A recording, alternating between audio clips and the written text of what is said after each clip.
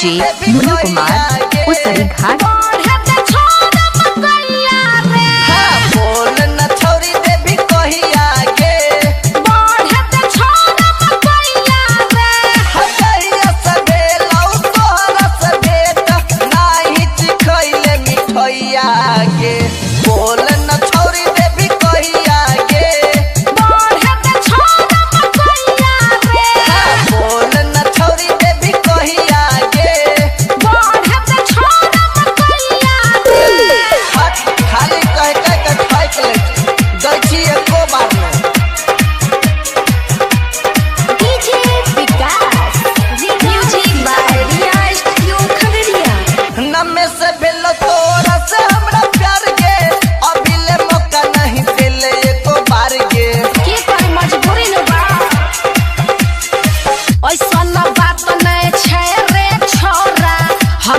खोजे छिया बढ़िया सुतार रे नदी बिना उछल करैया गे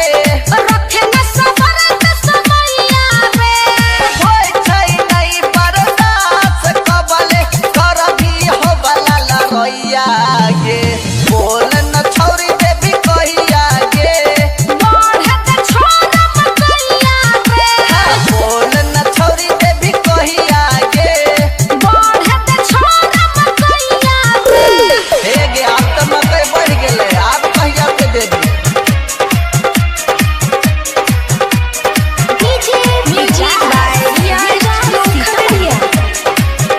डीजे मुन्ना कुमार उसरी अच्छा मिले हो तू के स्वाद में चिखलिया चीख ली हो तोरे ला छोरा रे छिया पूरा देहिया अंगुरी से चटे चटे खोई है मलैया कबले आई त समैया गे चल जते दिल जब भैया रे राई रुपे संजीव सुनहरा के करबी कब पार नैया गे बोल न छौरी देवी कहिया गे बढ़े त छोरा मकैया रे बोल न छौरी देवी कहिया गे बढ़े त छोरा मकैया रे